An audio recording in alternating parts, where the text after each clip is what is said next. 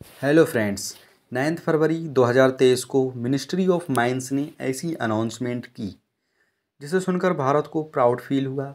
जी हाँ दोस्तों, क्योंकि बात ही कुछ ऐसी थी। तो दोस्तों, बात ये थी कि जम्मू एंड कश्मीर के रियासी डिस्ट्रिक्ट में 5.9 मिलियन यानी 59 लाख टन लिथियम पाया गया। तो दोस्तों, आपको पता होगा कि लिथियम को वाइट गोल्ड भी कहा जाता है। जिस लिथियम की बात हम कर रहे हैं वो कोई और नहीं बल्कि हमारे फ़ोन की बैटरी से लेकर इलेक्ट्रिक व्हीकल की बैटरी में यूज़ होने वाला पदार्थ लिथियम ही है। अगर हम बात करें कि लिथियम सबसे ज़्यादा किस देश में पाया जाता है, तो चिली देश नंबर 1 पर आता है, जो 9.2 मिलियन टन रिजर्व के साथ है। और उसके बाद सेकंड नंबर पर ऑस्ट्रेलिया है 5.7 मिलियन टन के साथ। और अगर हम बात करें इंडिया के लिथियम माइंस की, तो ये ऑस्ट्रेलिया की कंपैरिजन में सेकंड नंबर पर है, जिसकी क्वांटिटी 5.9 मिलियन टन है। तो क्या अब इंडियन इकोनॉमिक्स पर इसका असर अच्छा होगा? जी हाँ दोस्तों, जैसे गल्फ़ कंट्रीज़ अमीर बनी ऑयल के सहारे, तो क्या अब इंडिया भी अमीर बन सकता है लिथियम के सहारे? आज आप जान सकेंगे आज की इस वीडियो में। तो दोस्तों, वीडियो शुरू करने से पहले आइए आपको कुछ दिखाते हैं।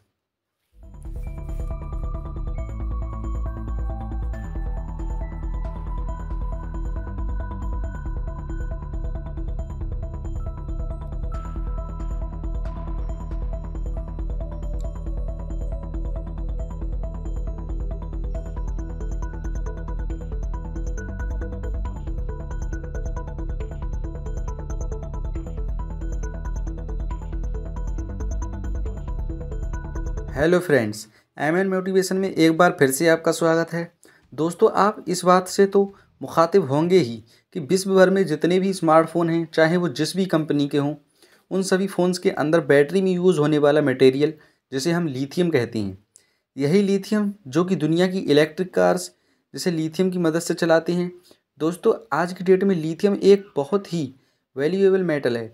अगर हम बात करें कि लिथियम बैटरीज़ ही इतनी इम्पोर्टेंट क्यों हैं बाकी और बैटरीज़ के, तो फ्रेंड्स, लिथियम की कंपेयर अगर लेड एसिड बैटरी से करें तो लिथियम बैटरी का वज़न 50 से 60% तक कम होता है और एफिशिएंसी ज़्यादा होती है और लाइफ स्पैन भी 10 गुना ज़्यादा होता है। दोस्तों, आपको जानकर हैरानी होगी कि इंडिया ने सन 2020 और 21 में 88,000 करोड़ की लिथियम बैटरी और 170 करोड़ का लिथियम मेटल इंपोर्ट किया था बाकी देशों से।